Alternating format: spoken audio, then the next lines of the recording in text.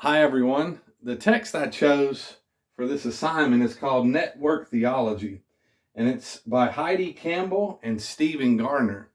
Miss Campbell works at Texas A&M University and is a professor of communication there.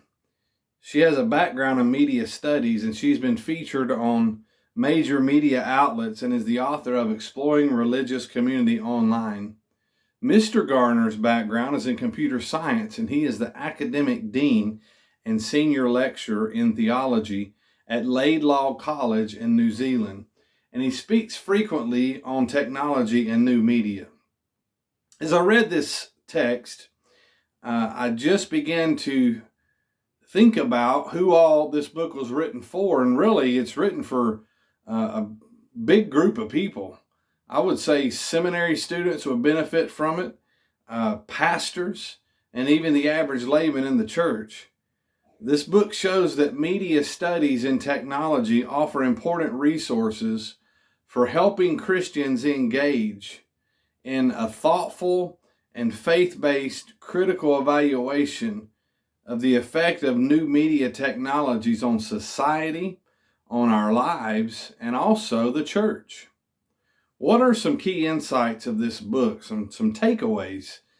I'm sure there's lots more than what I wrote down, but there were four that really spoke to me and resonated, and I want to share those. The first one was from a couple of quotes. Dwight Friesen wrote a book called Thy Kingdom Connected, and he's actually quoted within this book. And he said, the kingdom of God is like a smartphone with an endless battery and unlimited data. He also said the kingdom of God is like a wireless network connecting all kinds of people. The point being that we need to understand that there's more to being a Christian than just that one-time decision of when we accepted Jesus Christ. But it's rather a process of alignment with Jesus through relational connections. So it's that vertical connection that we have with Jesus, and then it affects all of our horizontal connections. And this is not a new idea. Jesus actually came up with this idea.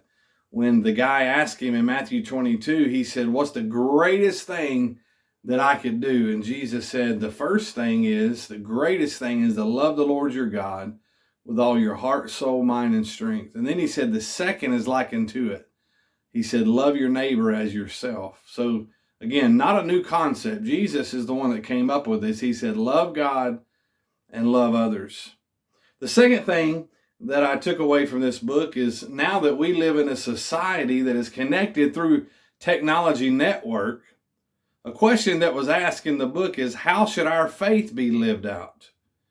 And the internet has provided many new opportunities for people to connect inside and outside the church. Even in this class, we've talked about how, when we started online services, and many of us talked about live streaming through YouTube and Facebook and other platforms.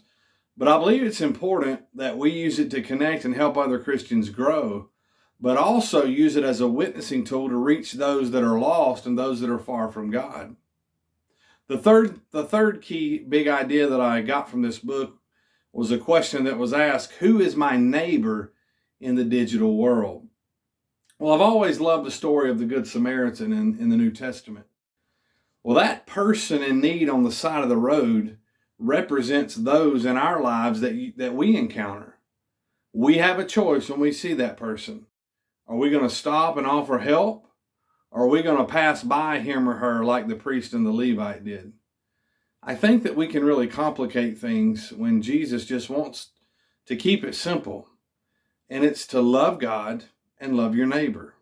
Your neighbor is anybody who is next to you. That includes those we work with, those we worship with, and those we surf the web with. Now, the fourth key big idea that I got from this read was, we should serve Jesus through technology.